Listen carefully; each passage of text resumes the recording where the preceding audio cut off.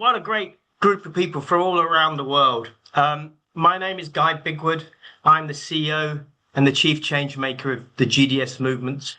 And I'm joined here with an amazing group of people today to talk a little bit about some interesting legislation. I never thought legislation would be interesting. So this is fascinating, and we're going to kind of expand this to talk more about good communication in general, not just about the risks, but the opportunities. And I'm joining you today from Thailand. I'm in the middle of nowhere. And I was just with Johannes and some of you on the screen at the GSTC conference here in Thailand. And then I decided to cycle across Thailand in good, slow travel form. And, you know, it kind of reminded me what many, but I think most of us are fighting for, right? To have great experiences as a traveler in places that care for their people, care for their nature, care for their communities. And I was just really, really thinking about that as I was doing exactly that today. And I thought, you know, that's a nice way, because that's what we're fighting for. And I think in some way, this legislation, in a way, is there to help that. And often we think legislation is bad and negative and about managing risk, but I think this is a really, really positive thing. So that's what we're going to do. Okay. Good. Let's kick it away. So I'm joined by some other fantastic speakers. You can see on the next slide.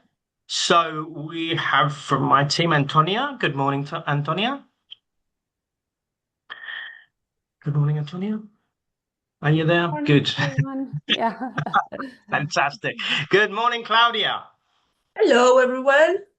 So Antonia runs our EU relations and the EU projects, and has a long history working in the Commission and with the Commission and things like that. Claudia is the GDS Index Program Manager. Previously, she was GSTC, has worked with Jonas and some of the other GSTC colleagues on the call here. So very in-depth relationship there with standards and programs like this. Then Teodora from ETC. Good morning, Teodora. Good morning, everyone. Very happy to be here today. Yeah, and you definitely are an expert of working with the Commission and things like that. I appreciate working with you and learning from you. So I'm really delighted you could join to us.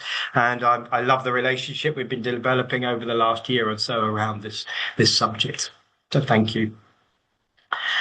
And then lastly, but not least in any way, Liisa, who's Head of Sustainable Development at Visit Finland, and really has been a kind of pioneer on the subject of good communication and understanding the legislation and what's coming.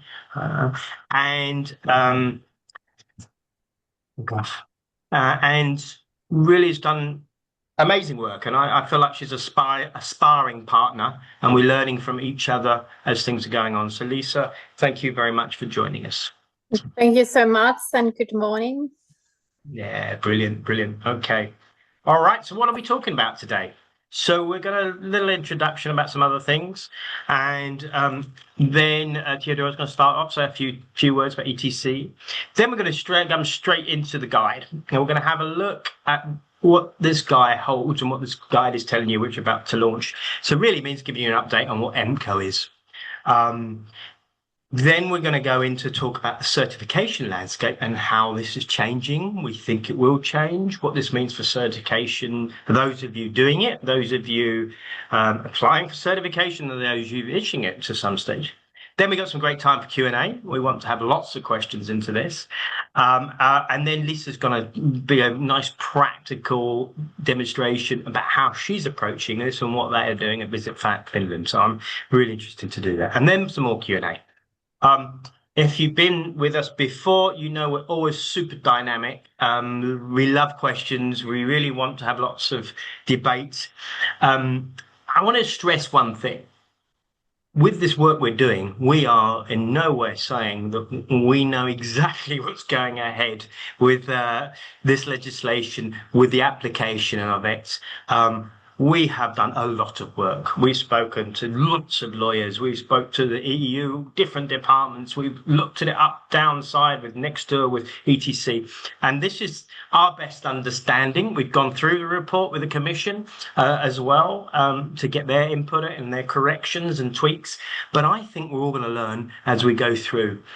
So this is by no way finished. This is the second time this is the second report, actually. So it's already learned a lot from the first one, and there'll be a third one. So please, anything you think we say, you want to challenge it. Anything you think we missed, add it. Everything you think you don't understand, ask us. All of that input is going to really make this work. And some of you, I know some of you have actually been working on this quite a lot and actually know perhaps more than us in some areas. And this is the key thing. Better together is really our thought on what happens here. So please use that. There'll be time to kind of actually raise your hand and come off mute and speak. We definitely do want to hear from you. We will share in the recording. We're sharing the slides. That's it, really. Okay, so what's next? Oh, I realise there's got a few of you who actually don't probably know too much about the GDS movement. So for those that you don't, because there are some new faces here, so we're a change agency. We focus on accelerating transformation and making destinations and organisations better. We've been doing this as its current entity for now, how many years? 7, 8 years. Our foundation of our work is the GDS Index. It's a benchmarking program for cities. 151 cities have been through that. I think we're about 900 assessments by the end of this year. So this is very relevant to what we're talking about today, is relevant to the index. We do a lot of consulting for destinations and for organizations and for enterprises. So again, this is very relevant of how we help people communicate. We teach this, we have our forum, and we do research, and this is one of the research papers. So that's a little bit about us. We're about 20 people, as you can see. We have a slight challenge with diversity here, but that's the way the cookie crumbles. Fantastic team of people from all around the world and experts. Great. I already mentioned it, but the theme for us for this year is better together. We believe that in this age of separation, and certain individuals around the world are trying to separate us, we feel like we're better together. And coming together is core for what we do. That's what we believe in as a movement. So in Szczecin in Poland on the 16th to 18th, we have an event where we bring people together. It's called the GDS Forum. That's 2 days. And then we have 1 day, which is the Impact Day. So it's a 3-day event. And you're all welcome. We'd love for you to come and join us. It is an event probably different to anything you've been to before. It is an unconference, as you can see on the next slide. We don't have PowerPoint. We have a rule, no PowerPoint. You are not a spectator. You are an active player when you come here. So if you're interested in coming and sharing and learning and participating, this is your event. If you want to sit back and be on your phone, this is not your event. It is a very engineered journey, a very powerful integrated workshop. We will be talking about many of the challenges and we're inviting conversations around these. As a small group, we have conversations. Next slide, please. And you'll see that we will be going on this journey of 2 days in the GDS Forum, going into depth of challenges, sharing short case studies in small groups so people really learn and get to grow from their colleagues and share and spar and challenge. We'll be reviewing the first draft of the GSTC Destination Standard version 3, and we'll be doing that with GSTC. And we've been using that also to think about how does the GDS index change. So that's a very specific thing that we're going to be doing better together again. And then we'll be focusing on some type of solution. I have no clue what that will be. Some initiative, some program that will come out from this event. And lastly, we'll commit to action. This event has created a lot of magic and wonder in the past. These are some of the themes that we'll be talking about. This is co-created. We don't come up with this. The people are coming up with this, and we're going to get deeper. So EmpCo is definitely there, I think, in number 7, and maybe some other points as well, maybe in number 5 as well, governance. So yes, that's it. So please come and join us for that. But to get us started, and you can click on this link and we'll send this to you. And for anyone on this call, we're going to give you a little discount as well. So feel free to come and join us. Okay. Shall we get started with a little poll? We're interested to know what you think. So we have a question. Julia, maybe you can answer this poll. We want to know how familiar you are today with the EU Empowering Consumers Directive. We're calling it EmpCo. Some people call it ECGT. Some people call it another acronym or whatever. We're calling EmpCo because we think it's the easiest way to memorize it. And it seems more people in the EU are calling it that. So here's the poll. Click from 1 to 5. Whether you're aware or not aware or really, really deeply understand it. And this will help us understand who we got in the audience. And you can also already see the second question. So, Antonio, if you can go to the next slide. And if anyone picks on 5, I'm not sure. I think we're going to pick on you if we did know who that is, but I think it's anonymous, but never mind. I'd like to meet you if you think you know this extremely confident, because I'm not, and I've spent a lot of time on this. Yeah. Good. So what's the next slide say? So the second question is, how confident do you feel about your own or your organization's ability to prepare for EmpCo legislation? Again, from 1 to 5, not confident at all or extremely confident. I see a few people already voted. So maybe we'll give it a few more seconds and then I'll share the results. I see someone is also voting in the chat. Good. I've got some chats going as well. Huh? Mm-hmm. We have a lot of 2 and 3. Really? We do have some 5. So people, please come join us. Okay, if you picked a 5, we may come back to you later and ask you what you think we've missed in this. Great. Should we end the poll and show the results? And everyone should be able to see the results on their screen. So good. So a nice mix. And number 1 warrior, familiar around 2 and 3. A lot of people who really don't know much about it. 23 out of the people here. So most of us aren't very familiar. We've got 3 people who feel guru, expert level on this, which is fantastic. 11 here, 12% are about 4. So that's good. And then in terms of preparation, we've got 6% of you think you're super well, extremely ready and prepared. That's great. Good. We'll be transferring the call over to you so you can teach us on this now. Great. Okay. So let's dive into this. Let's move on. And I'm going to hand you over now to to Teodora. Thank you. So maybe, Teodora, you can just give us your view on how this fits and why you're working with us on this. Thank you, Guy. And I think the poll already gave us a very good idea on why we have to do this. And we are really delighted for a second year in a row to cooperate with the GDS movement. So I'm here on behalf of the European Travel Commission. Hi to all our members that I saw in the audience. It's great to have you with us. And for those who happen not to know who we are, if there are any of you, well, we are the umbrella organization of the European National Tourism Board. So I'm here representing actually countries, destinations, and they are affected as any other actually tourism body by the EmpCo directive. I must be honest, I didn't put 5 on both questions because it is indeed, as Guy said, we haven't it all figured out. And in our conversations with the Commission, even they don't seem to have it all figured out. But what is important is things are going to change and we need to ride with the change. So we are going to change the way we communicate sustainability in tourism and in any other field, but we are here because this is going to affect anybody who is communicating with the consumer. These communications that we have been calling green, sustainable, even responsible or conscious, all this needs to be much more concrete and it needs to be predicated in evidence. And all these sustainability claims that needs to be clear, specific, and back the evidence, they apply to marketing, they apply to branding, they apply to your public procurement bids. They apply to the labels, to the visuals, to absolutely everything that you communicate. So it does have very practical implications for destinations, for tourism businesses, for event organizers. Basically, what we're seeing is that trust is moving into the compliance field, but it also becomes even more central to competitiveness.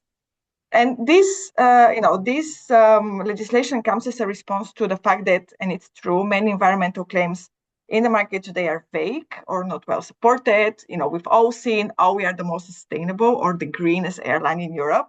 I personally get a cringe every time I see that, but it is still there. And this is what EmpCo is trying to address.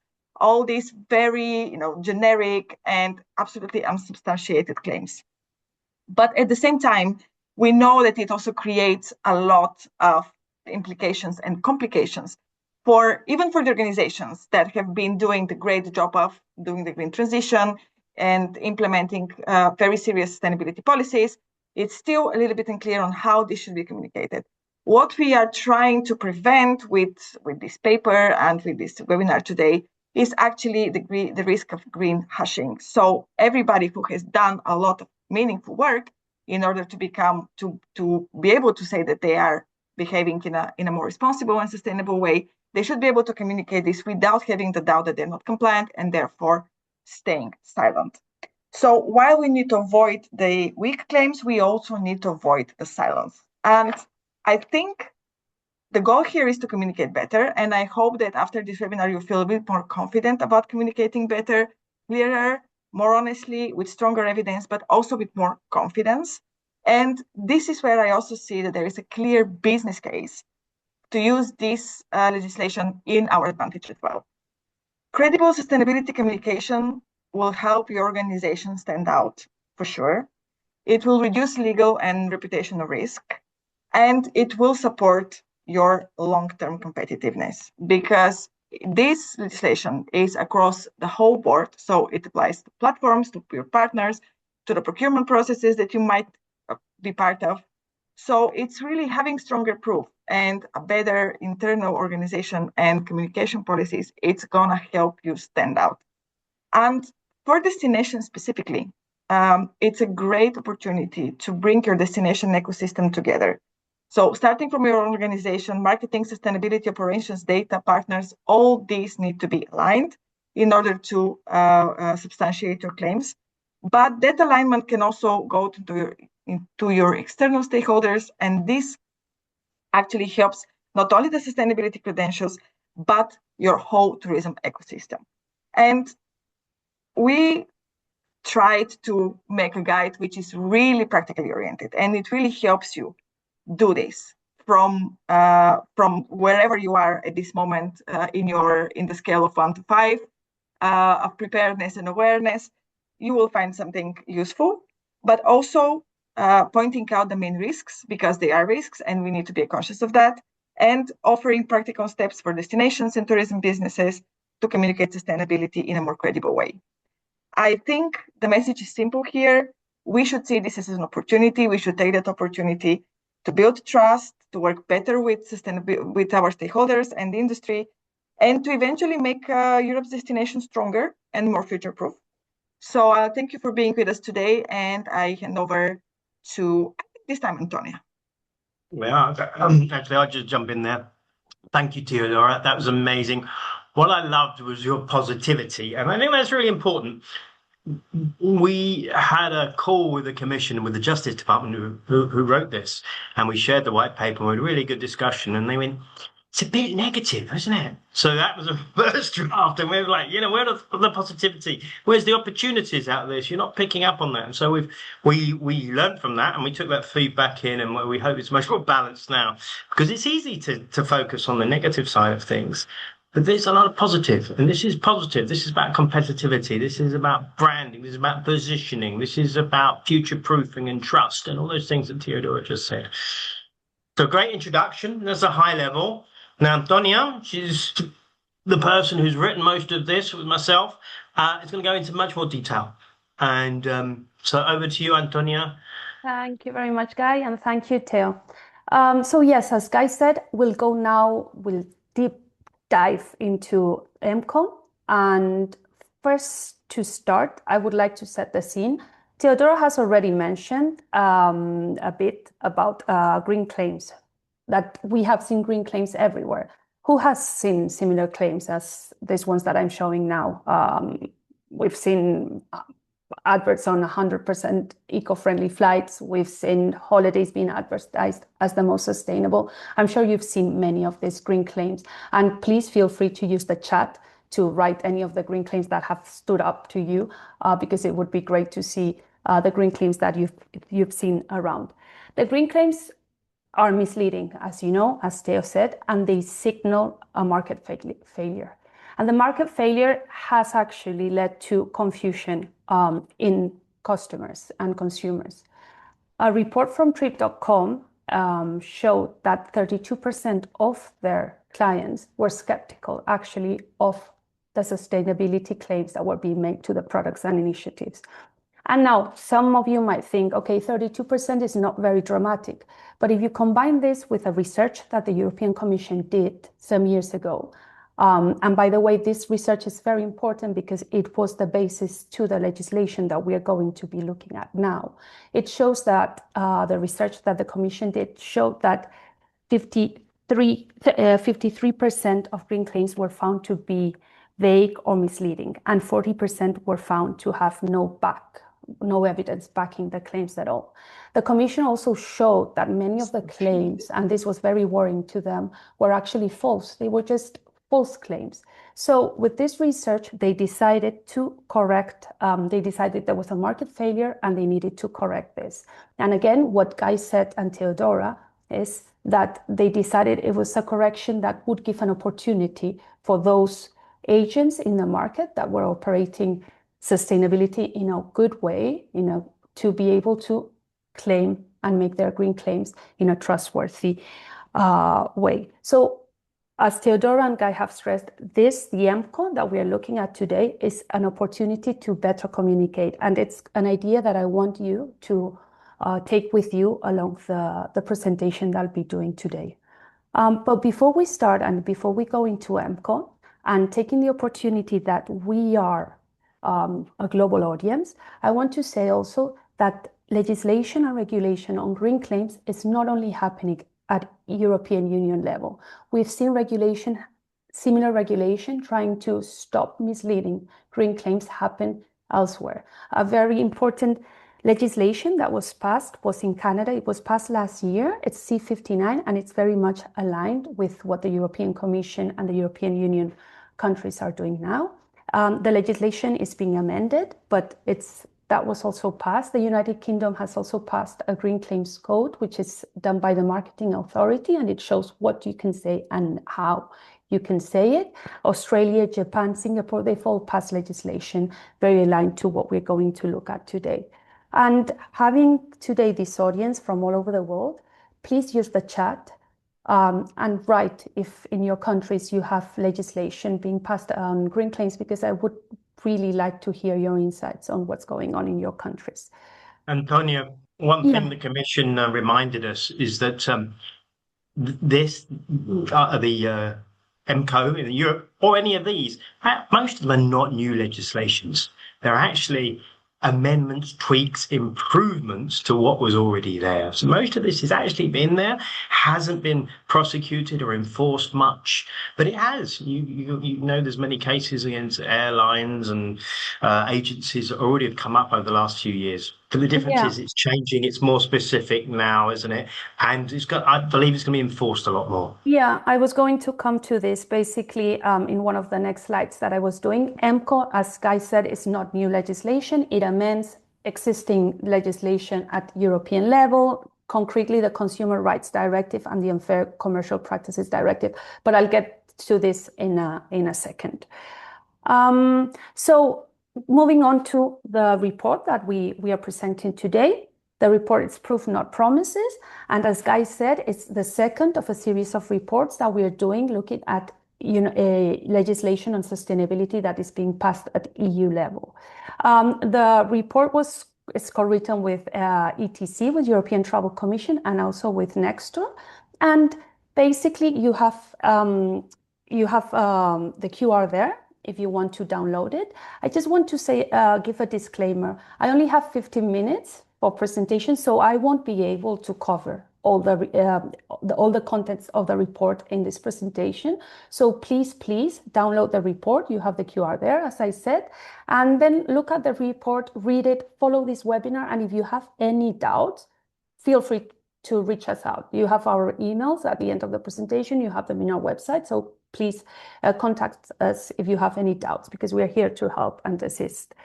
So the report or the guide, what we have done and what we want to do with this report is to translate EmpCo, the Empowering Consumers for the Green Transition Directive, which is already in its name. It's a long directive. It's a complicated directive. We want to translate that into actionable insights for the tourism sector. We want to provide clear practical guidance, and we want to help make you understand that this is an opportunity for better communication and not greenwashing. What is EmpCo now? Moving into what EmpCo is. EmpCo, as Guy said, is not a new legislation. It amends existing legislation at EU level.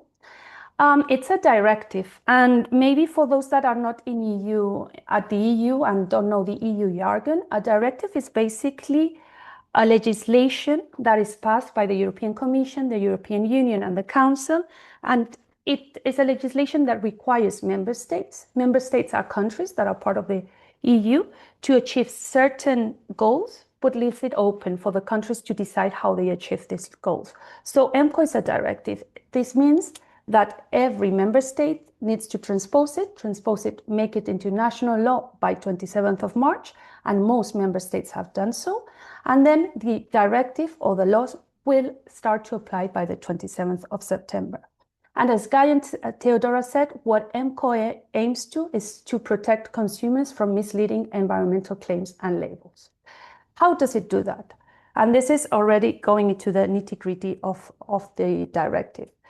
The directive says that green claims, need to be clear and not misleading. What does that mean? That means that you cannot exaggerate language, or you cannot create false impressions with the language and the claims that you do.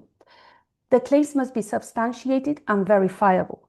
This means that evidence must exist before you make the claim, and you need to be able to show this evidence if it's challenged. The claims need to be, generic environmental claims are restricted. It means that if you use words like eco, green, or sustainable, you need to have proof. They cannot stand without proof. Future environmental claims must be credible. So if you say, for example, my carbon emissions will be, you need to actually substantiate that with clear objectives, with verifiable commitments, and with targets, and usually with an action plan showing how you're going to achieve these targets. The scope must be accurate and proportionate. That means that you, a part of the whole, cannot create the whole. So if only one part of your product, of your experience is sustainable, you cannot say that all your experience or products is sustainable. Labels and certifications must be credible. This I will leave because Claudia is going to actually look at this in detail. Visual and implicit claims are in scope. As Theo said, anything is under the remit of EmpCo, and we will look at this in 1 second in more detail. And then this is important. Enforcement powers are strengthened. So basically every country will enforce in the way that they want. It will be case-by-case basis, and usually it'll be public authorities that will do the enforcement. So in some countries it will be ombudsman, in others it will be public consumer authorities, in other competition authorities. It depends on the country. But enforcement will be case by case, and it's, as Guy said, it's been tightened, it's been increased with this directive. So moving on, because we've had a lot of questions prior to this webinar saying, okay, I know the theory, but what does it mean in practice? So let's start with the basic. What is a claim? And Teodora has touched upon this. A claim is really anything. It can be a text, so it can be a slogan, a website copy, a description. And one thing that maybe I need to say, I should have said before, EmpCo only business to consumer communications fall under the remit of EmpCo. So this is anything that is any communication or any claim that is consumer facing will be affected by EmpCo. So as I say, text would be affected, picture elements, images, infographics will be under the remit of EmpCo, and you have to be careful with those. Graphic elements, logos, symbols, icons will also fall under the remit of EmpCo. And this even, at some points, it's even the colors that you use. You need to be careful. If those lead to misrepresentation, they can be considered a misclaim. Symbolic representations against certifications fall under the remit of EmpCo. Brand elements, also very important. Your brand name, even if it's protected by intellectual property, can fall under the remit of EmpCo and can be revised. So moving on and stressing the idea that Teodora and Guy and the white paper actually does. EmpCo is an opportunity to better communicate and not to stop communicating. And it's something that we need to actually take very seriously. So when we see what EmpCo brings to the green claims, we shouldn't be afraid and say, okay, we're going to stop communicating. No, we should just understand what the Commission means when they say, let's move from vague to specific. And we've had a lot of questions before the webinars, as I said, from destinations mostly, saying, how do I change my communication to actually comply with EmpCo? So now I'm going to go through 5 examples, practical examples of how to change or how to make your claims better and make them possibly comply with EmpCo. So when the Commission says, let's move from vague to specific, a bad claim would be our hotel is the most sustainable in the region. But you could improve this claim and make it specific by saying our hotel uses 100% renewable electricity and has reduced electricity by, I think it's by 30% since 2011. When the Commission says, let's be objective and verifiable, let's move from saying our destination is the most sustainable in Asia. That would be a bad claim. That's a subjective claim. Let's make it verifiable and objective. We could say something like a better claim could be our destination is ranked 13th in the GDS Sustainability Index in 2025. Another example could be when they say that our claims need to be evidence-based communications, make our claims be evidence-based. So move from saying our event is net zero to saying something like our event's carbon footprint was measured. Emissions were reduced by 38% and the remaining emissions were offset. So what you're seeing here is not stop communicating, but changing how you communicate and making it comply with EmpCo. This is important when we say, and this is the idea that if there's only one part of the experience or the product that is sustainable, we cannot say the whole product or experience is sustainable, and we need to stay within scope. For example, if you say our destination is sustainable, that's possibly a bad claim because that might be that not the whole destination is sustainable. So you can actually create a better claim and say 75% of our hotels are certified by accredited sustainability schemes. So as you say, we are changing how we are communicating and trying to communicate in a better way. One thing that's important is to understand what the directive does not do. The directive does not require any mandatory scheme. It does not specify a list of certifications or labels that can be used. It does not require actually formal accredited specific certification schemes. So there's flexibility in tools in how you validate and provide evidence for the claims that you do. And you can use rankings, you can use benchmarking tools, you can use indexes. I think this is important to note because there's quite a bit of confusion sometimes in how we validate the claims. But we can talk about this more. I'm sure there'll be questions, so we can talk about this in the Q&A part of the webinar.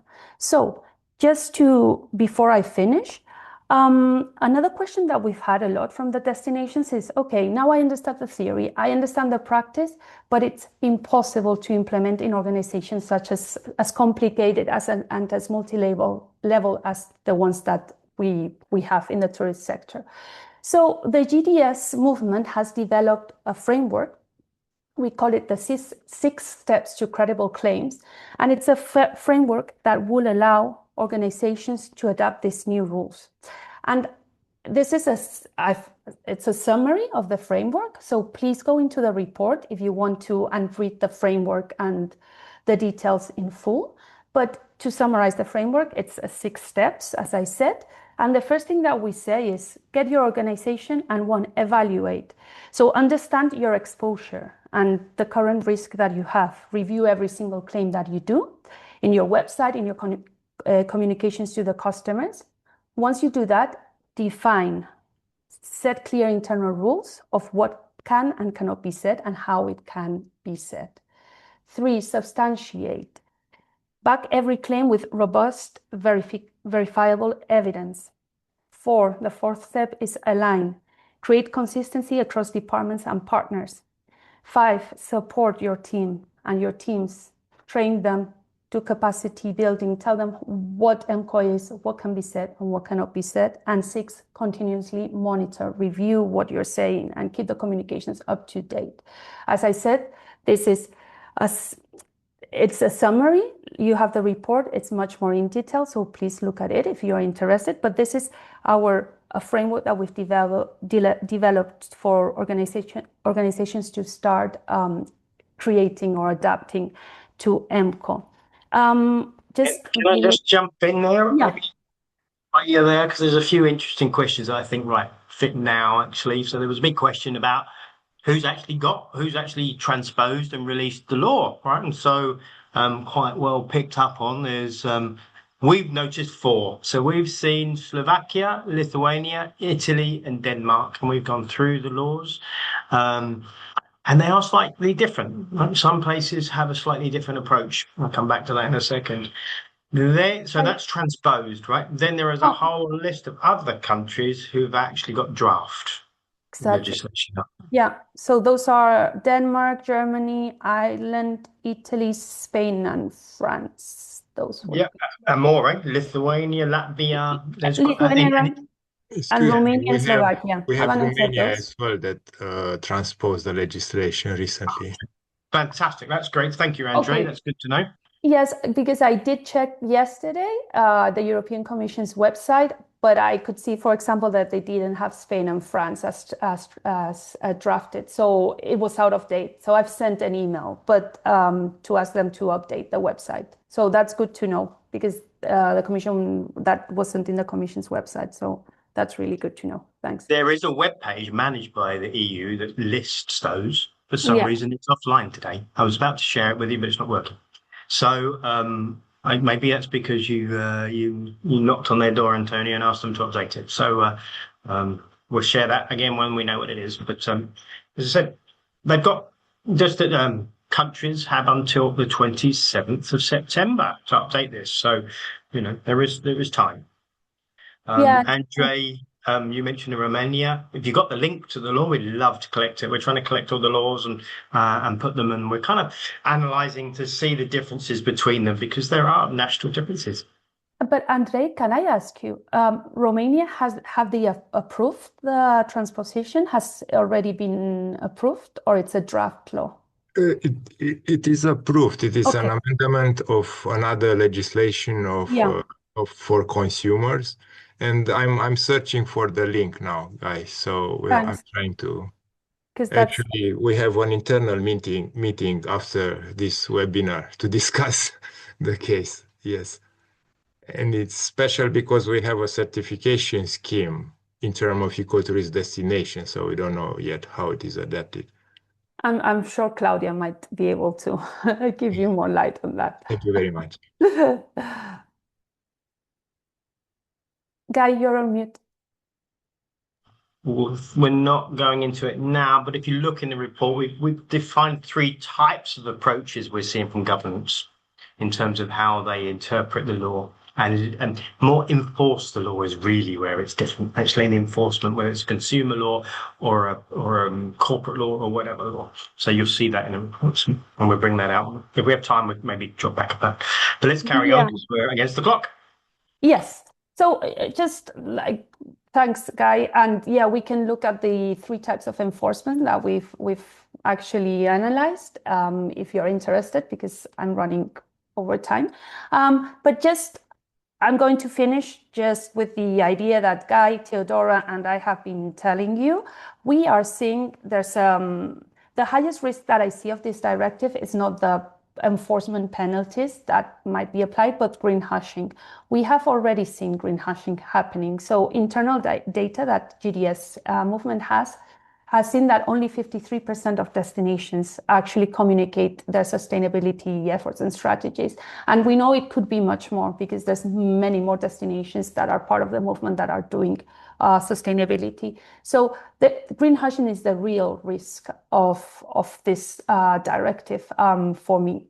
And I just want to close with the note that, and I've said it again, I'll repeat myself, but please don't stop communicating. It's just, EmpCo is a real good opportunity to improve how we communicate and bring sustainability and showcase how our good work on sustainability and make that strategic. So please don't stop communicating. Read the report. It gives you tips on how to better communicate, and reach out to us if you have any questions. So over to Claudia now to look at the certifications in detail. I'll stop sharing my screen so that can Claudia share hers. Great. Thank you, Antonia, for setting up the scene. Now we're moving to a related subject that it's well interest for everyone.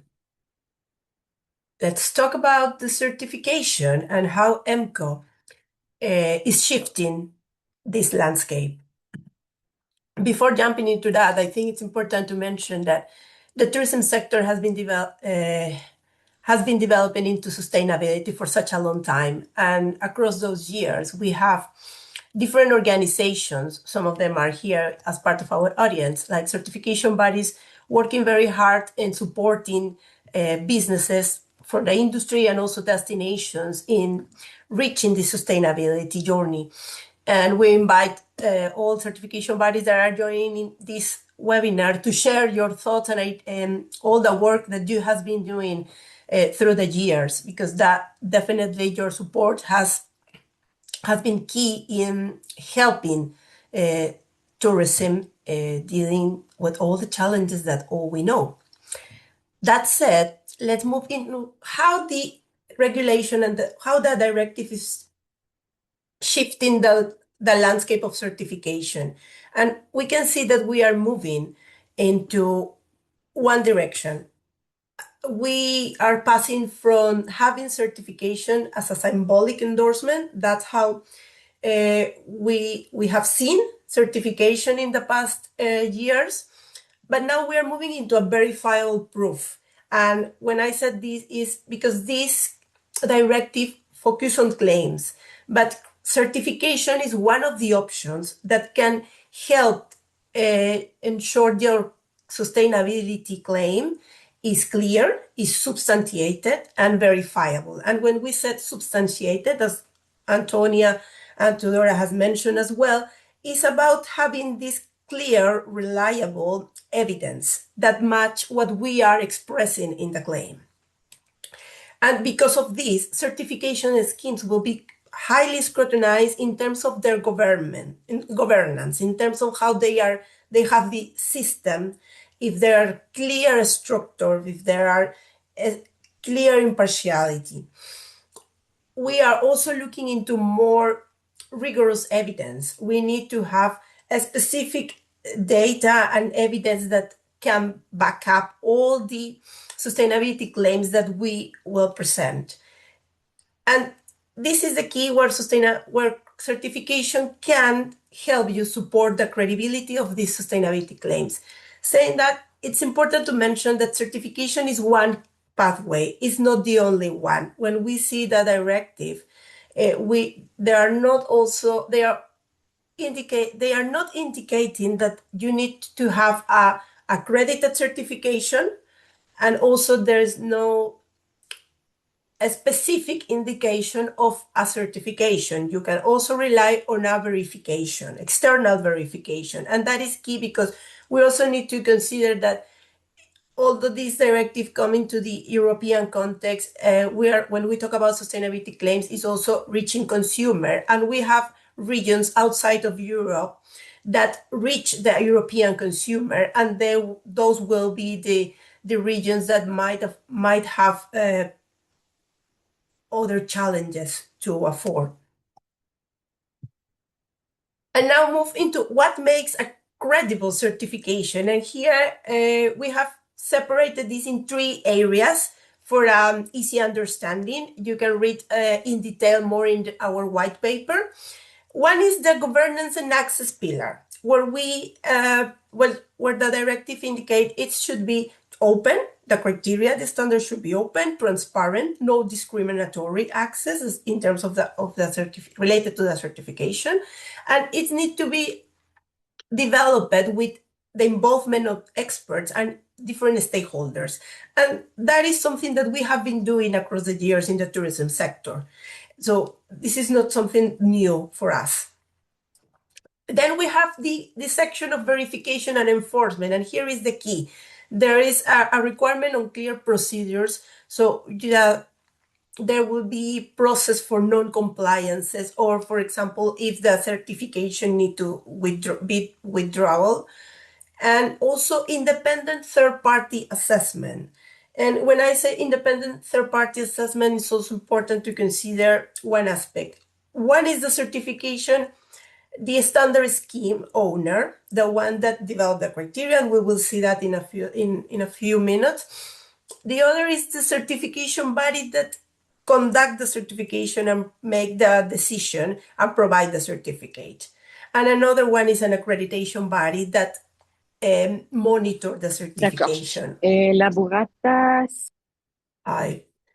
we have the standard and the integrity, and here is the key. The directive said they need to be aligned with recognized standards, and it's about competence and impartiality. Here is the key, impartiality, and here we need to be careful that we have separate areas when we talk about consultancy and when we talk about certification, because that is the key in this credibility of your certification.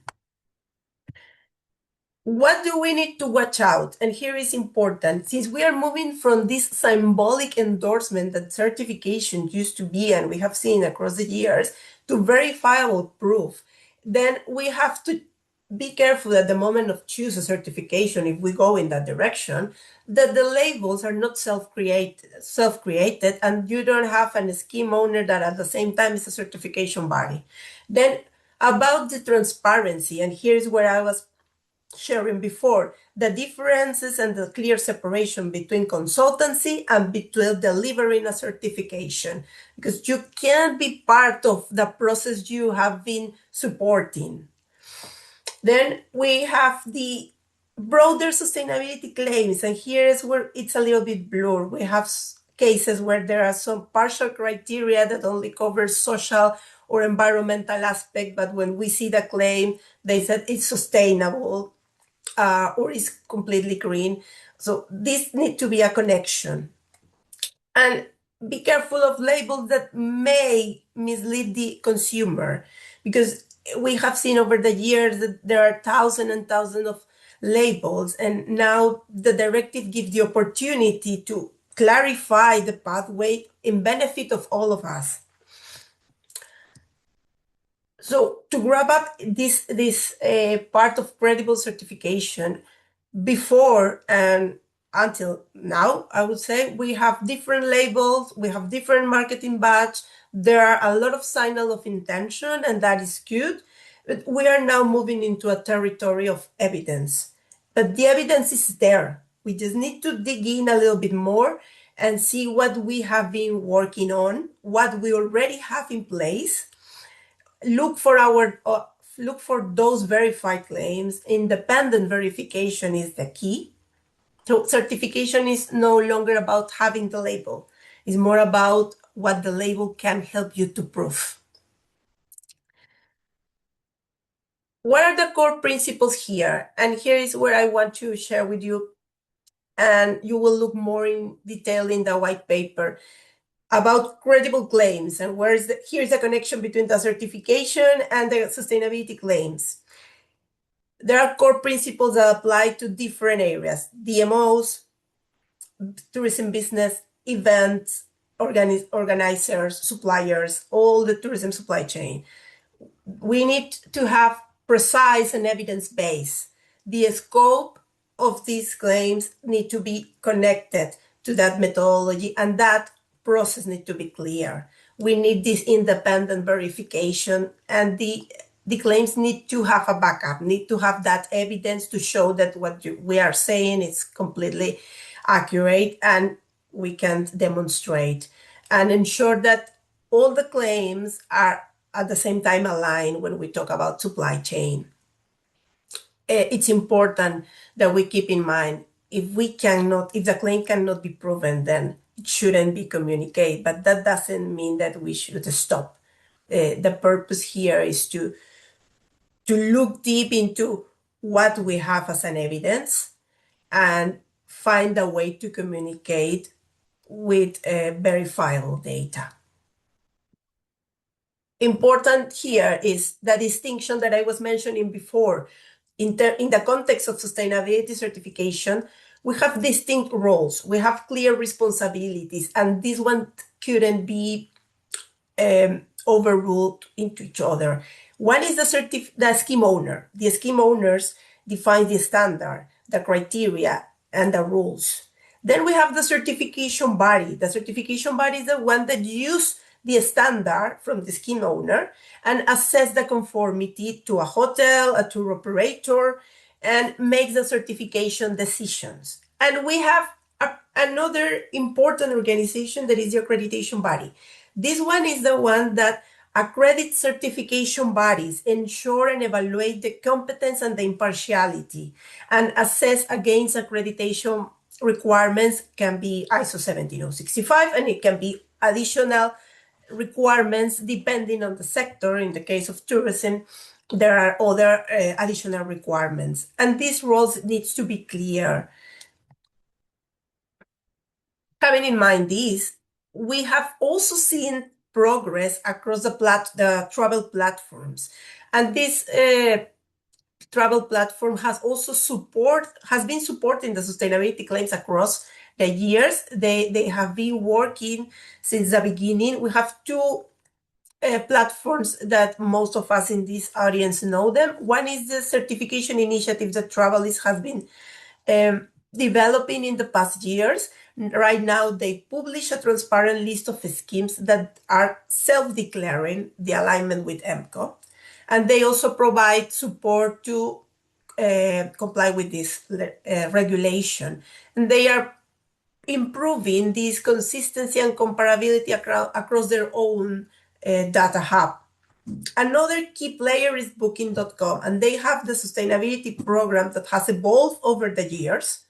And they require recognized third-party certification. They have a list of those certifications that are available, but they are also applying different verification rules that are part of this platform, so you can join, and this is strictly for accommodations.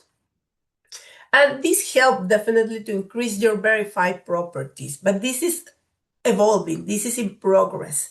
These platforms are helping in shaping the market, and so we can be ready for September this year. What are the implications in the destination context? The recognition or the certification bodies from accommodations, from hotels that are available on those platforms doesn't justify that the destination-wide claims, and we need to be careful in this review.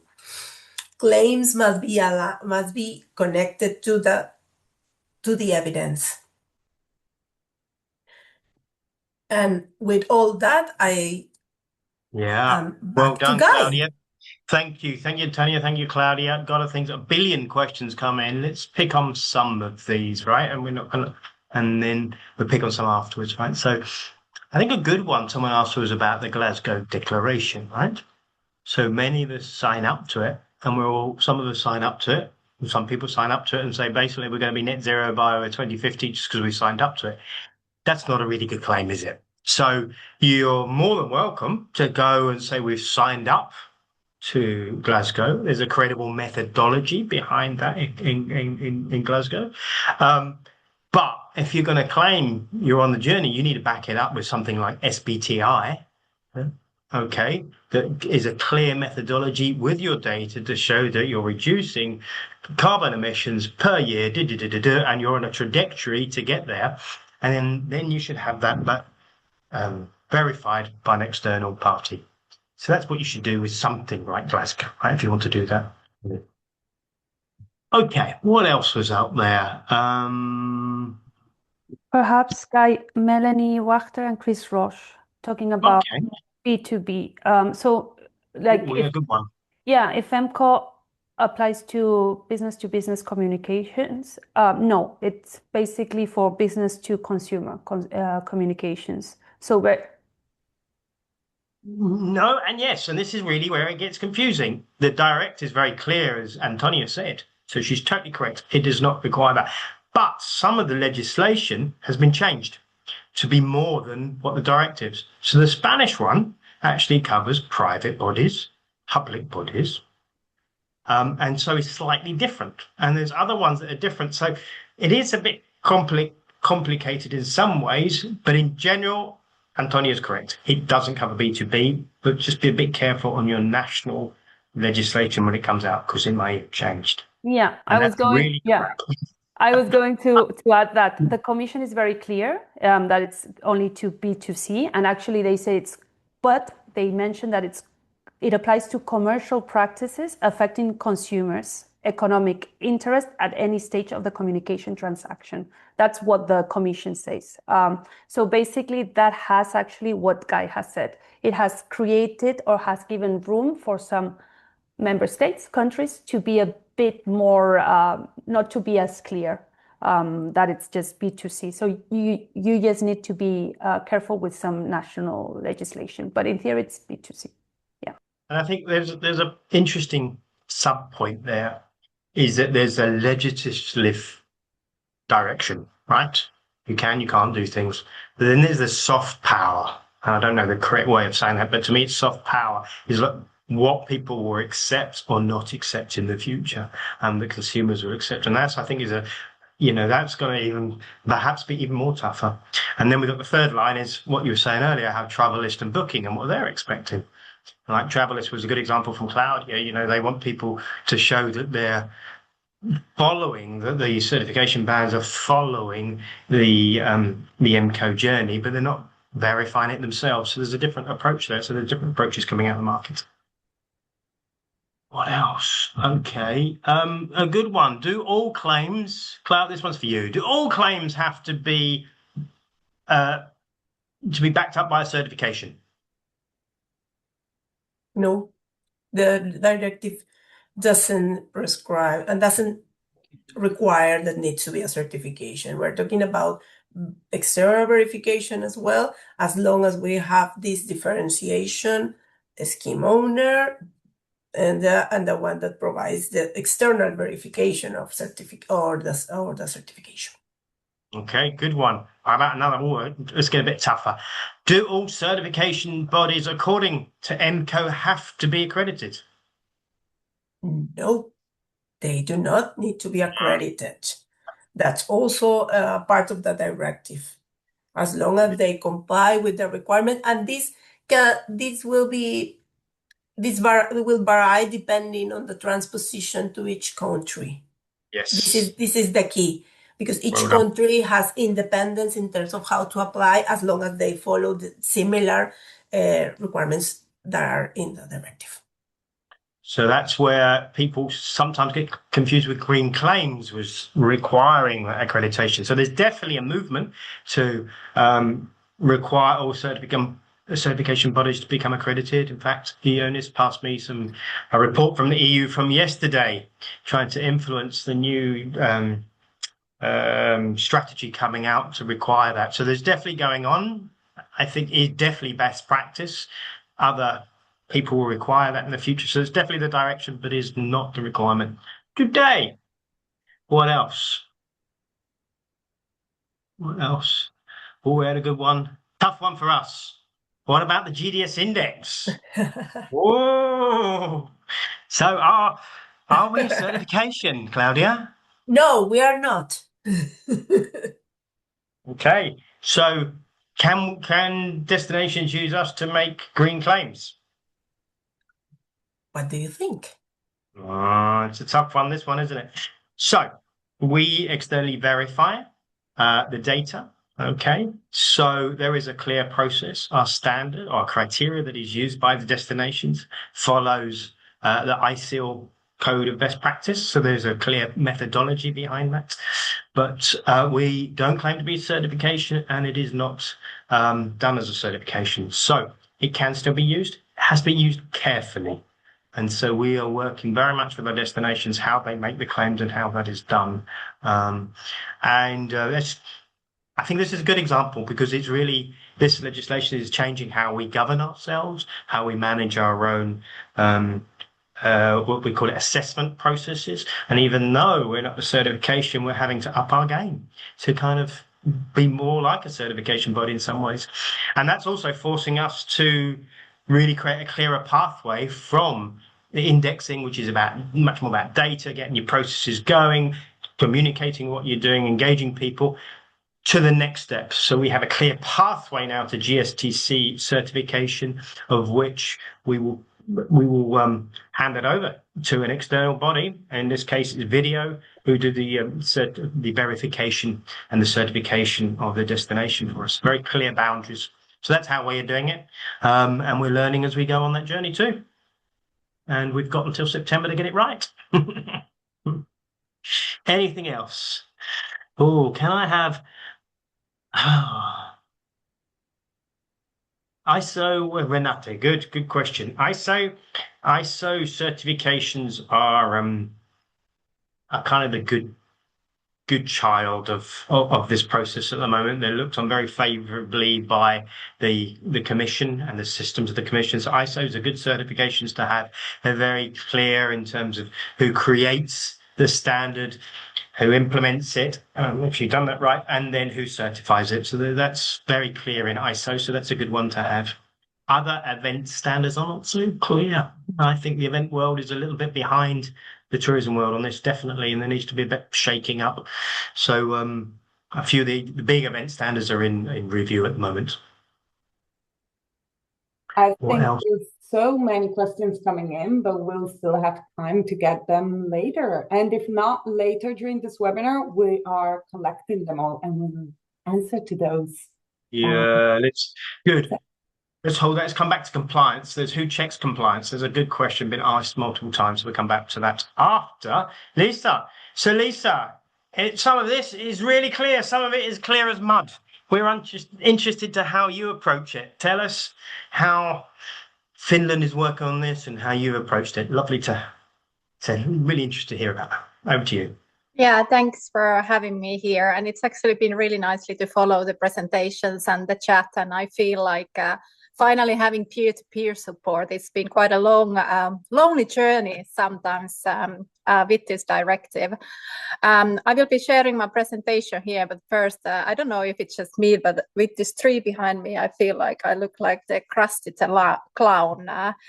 But maybe maybe they're working on this directive is sometimes it kind of like represents that.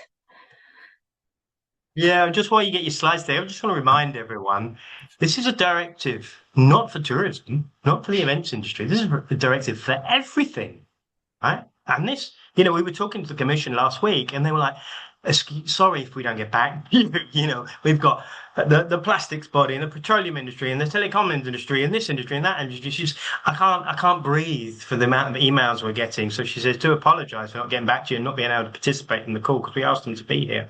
But they did provide a lot of input into that. But just remember that when you're hearing this and going forward and about implementation, every industry is battling through this at the moment. Absolutely. I think, yeah. I think that's a really good point and very important to remember that our industry is not alone on this. What maybe makes our industry on this different is that our backbone of our industry is the micro, small, medium-sized businesses. And I can only speak on behalf of Finland, but 99.5% of our businesses are micro and small-sized. So then, how can they comply with this law to be? It's a different story from many other industries. But I'm going to give you like a brief introduction on how we have approached EmpCo. And we've been working on this since the directive became valid in 2024. You would think that would have made us to be an expert on this, but I think that the more we learn, the more confused we sometimes get. But first of all, there are a few things to consider when I'm talking about our approach. So there is really, like we've been talking today about the certifications, how can we be sure that they're compliant? Because we're working so much with different kind of labels and certifications. There is also for an NTO or for a DMO, it's very important to consider that how do we provide support for our stakeholders, especially for the businesses? And then what about our own communication? We've been talking today a lot about the consumer communication, so I will be focusing on my presentation, like how we ensure that the certification we work with are compliant, and also like that how we're supporting our own industry in Finland. First of all, why this is so important to us? Well, it should be very important to everyone, but why we have been putting so much emphasis on this, that we have a national sustainable tourism program, which is an umbrella label for the industry certifications. So this already puts us in the position that we really need to pay a lot of attention on this directive. At the same time, this program provides us an up-to-date communication channel. It is like our program, it is like a national sustainable tourism standard for the industry. So every business and destination in Finland in the program, they kind of have like a spokesperson on the sustainability matter. So this really helps us to keep up-to-date communication with our industry, and just not like from top to down, but to keep up that constant dialogue. And if you look at some of the objectives of our Sustainable Travel Finland label, it is that it's kind of like we know that there is a lot of certifications, but it's bringing the relevant together, and it has created really the sustainability standard for the industry. But one of the really like the core objectives is to raise the level of competence and sustainability know-how and support the green transition. And also that it's just exactly like in the EmpCo, it is very important that our program is to ensure the credibility and verification of sustainability efforts as well as the communications. So kind of like a learn to communicate the actual actions. And for us, it's been more like a problem, like not talking the walk. So we have had to learn this to do the other way around. That's just not also talking the walk and not just walking the walk. Also, the program has allowed us to have like a monitoring system, so we kind of know where we are in terms of sustainability in a national and regional level, so that we can identify key areas for improvements, and then this data helps us for informed data decision making, but it also makes it easier for the consumers to make informed decisions. So basically, the objectives of our national sustainability program very much aligns with the objectives of EmpCo. So we're not going to the different direction, but we go into the same direction. However, the directive is still challenging us, while it's actually we've been going to this direction all the time. And why is that? Is that there are some of those definitions to consider, which Claudia was also very clearly presenting these already. These are like, I have put them here very short, in a very short format. These are much more complex when you, for example, check on your national law or national draft, like it is in the case of Finland. So we don't have the national law yet. But Claudia was talking about the generic environmental claims. And so these are, for example, like saying that something is sustainable or eco-friendly. And it will be very difficult in the future to make these generic environmental claims unless they are, for example, part of a sustainability label. Sustainability label is like any label that is referring to the produce or services environmental or social characteristics. So in the future, we cannot have sustainability labels unless they are based on certification scheme.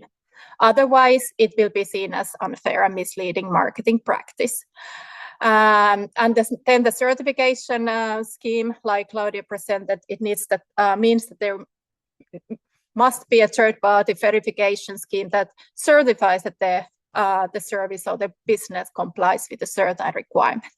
Okay, so all this kind of like still sounds somehow doable, but when we really go to the definition of certification scheme, something that we have found challenging is that it is still really unclear how to fulfill some of these requirements, especially the one related to competence.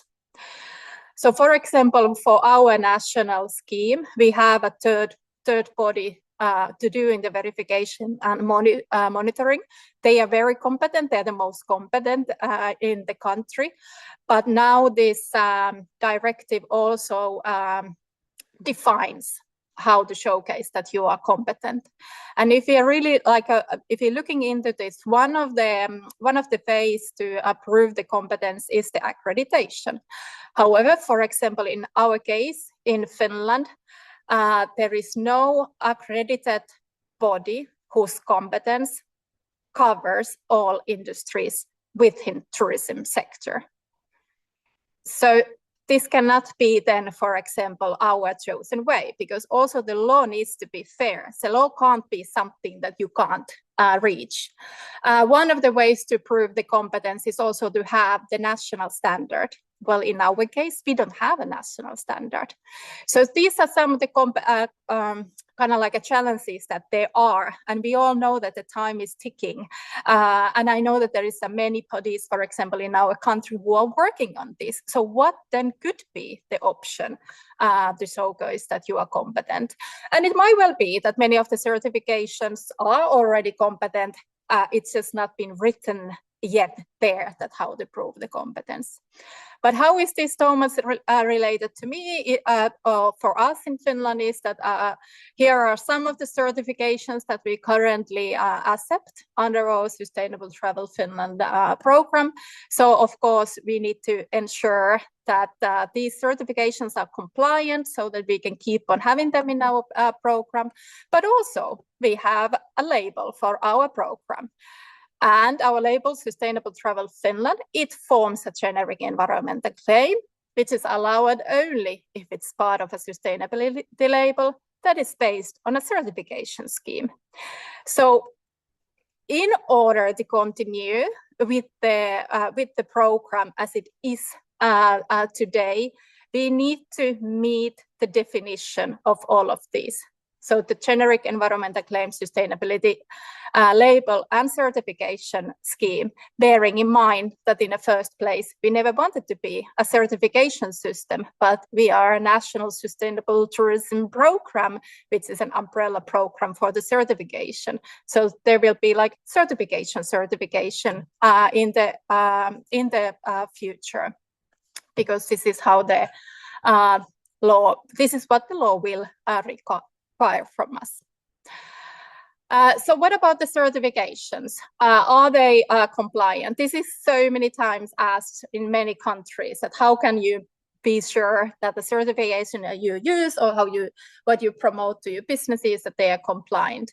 Especially now that it was also coming in the previous presentation, it was becoming very clear that it is one of the expected implications that these certifications become an important tool in our industry for the businesses so that they can also in the future make credible and lawful environmental claim, or in general communicate about the sustainability effort, because certification indeed kind of like provides you that third body proof.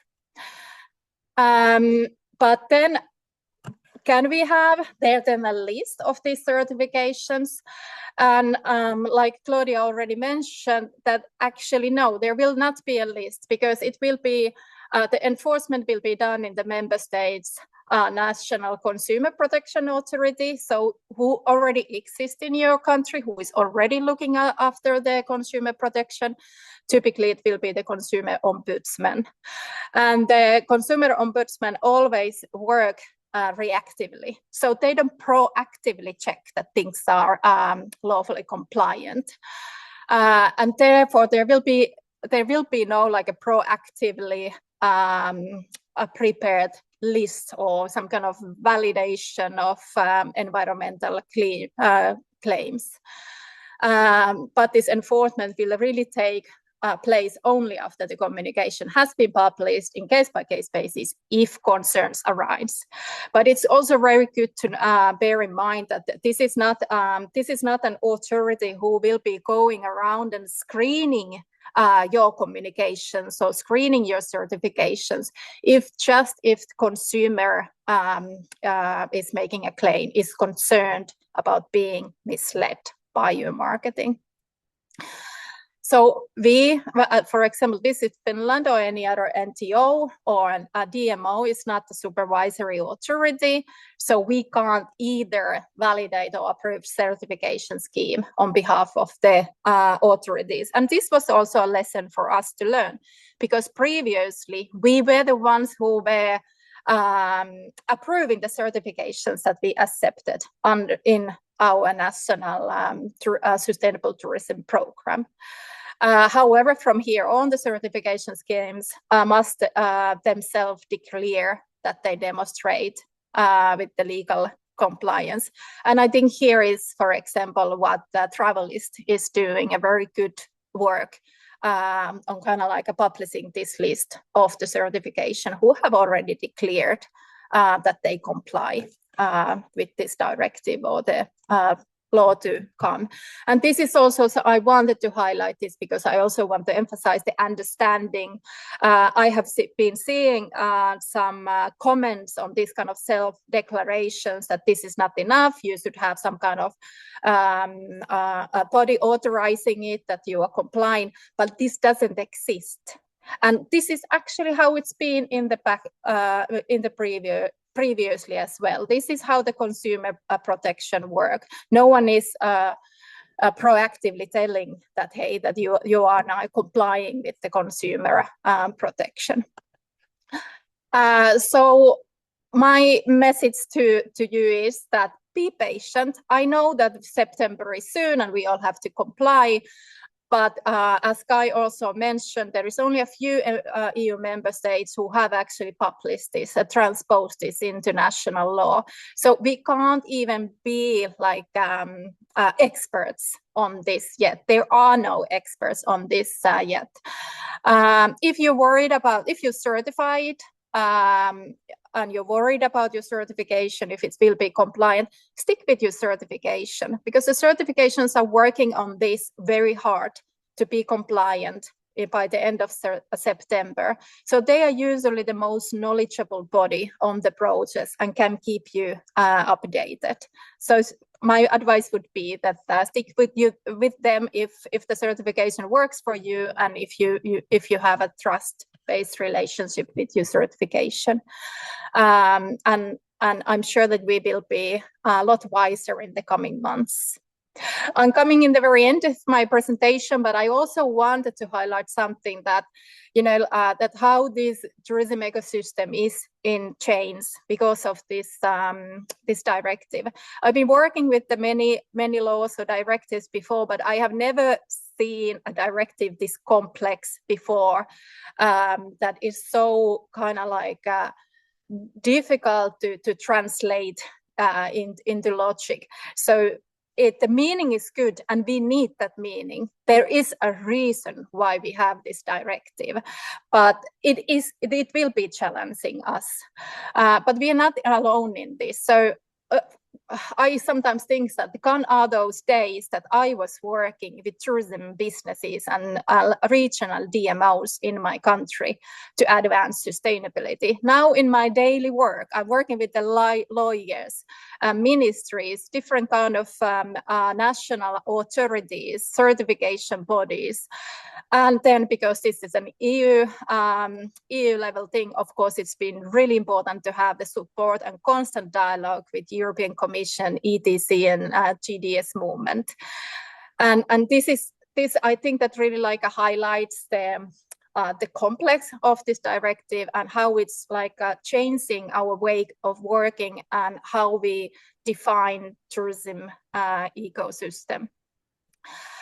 I'm going to be ending my presentation here, but I just want to, my last message to you being that let's not be alone on this. I think that, for example, GDS-Movement and ETC arranging this platform for us to share our experiences, express those questions. There's always somebody who have an answer. So let's not be alone. It might feel frustrating and the time is ticking, but in a few months' time, we will be more wiser on this. However, let's prepare ourselves for a new era of tourism communication. It will be an era where we're communicating about sustainability without using the S word. But this can also really open new windows. And this can also provide us a way to actually differentiate ourselves with our tourism communication. Thank you so much. Thank you, Liisa. I love it.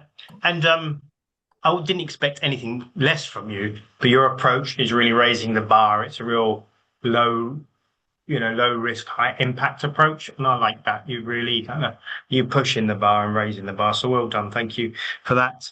I'm going to reinforce a couple of things that you said and also that Claudia said, because they keep coming questions about this, right? About how do I choose a certification scheme and a certification body? And let's remember there's two parts to that, right?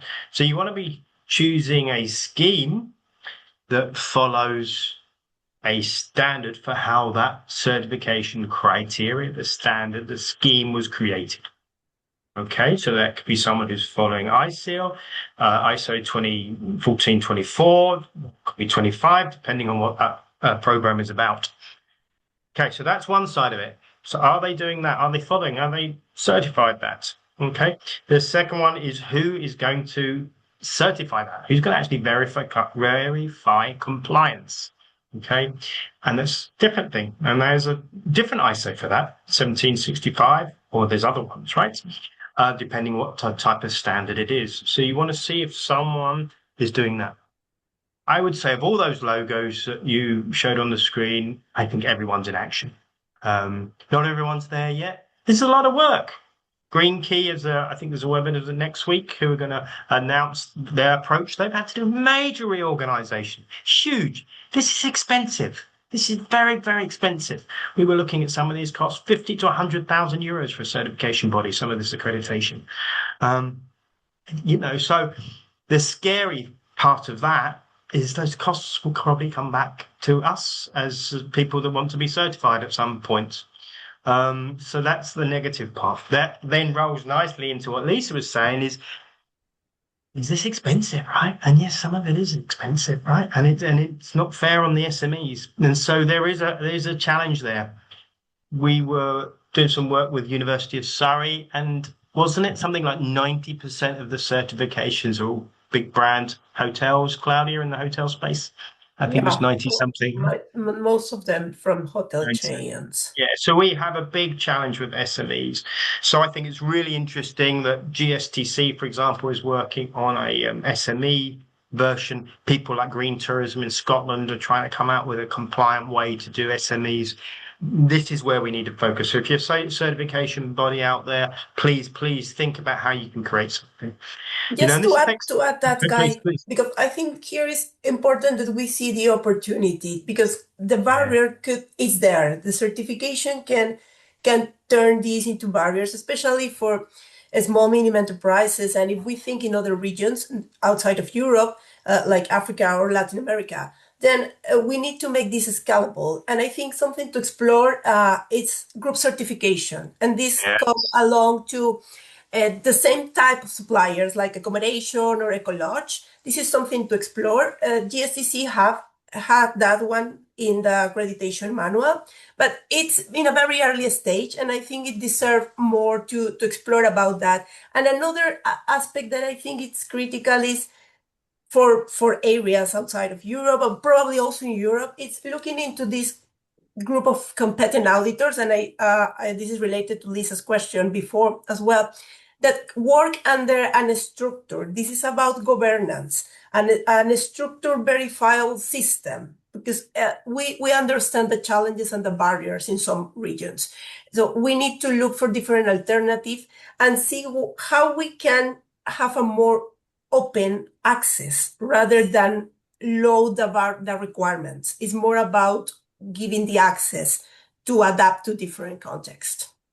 And I think that's important. So, as we said, you don't have to certify every claim. And in fact, being certified, you can't say we're a sustainable destination because we're certified.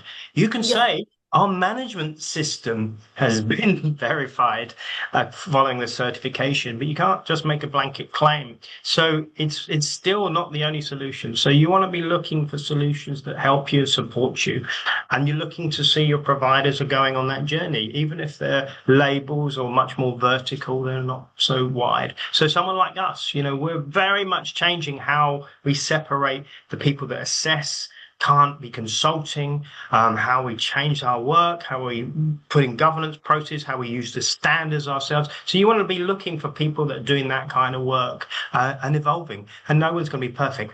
But however, I am going to say the law doesn't give us any grace period. You have to be compliant by September 27th. Whether it gets prosecuted is another thing. And prosecution, my final point here, because we ran out of time, depends on your country. Some people will enforce it through consumer ombudsman, I can never say that word, consumer department, and that could be just a slap on the rule and please change it. In some countries, such as Germany, it's not done as consumer law, it's done more through state, what do you call that? Not penal law, but statutory law. And that's a very different prison sentence. Ultimately, it could be. So, very different processes. And so you need to understand that for your country to understand the risk. So we've come a long way. Time's run out. I wanted to thank everyone who's put in a lot of work to make this guide. Thank you, speakers. Thank you for all of you for asking questions. Keep coming there. We will keep improving, getting better at this, sharing what we'll learn. At the GDS, we're helping a lot of our clients get rid of this. We've got 100-something destinations we're working with on this journey at the moment. We've got a training course on this and on good storytelling and how to tell great, inspiring stories, because this shouldn't stop you telling great stories. You just have to tell it differently. So come to us if you'd like to participate in that, or like to bring it to your destination or your network or your association. It's a lot of fun, and we'd love to work with you. So thank you very much, everyone. Have a wonderful day.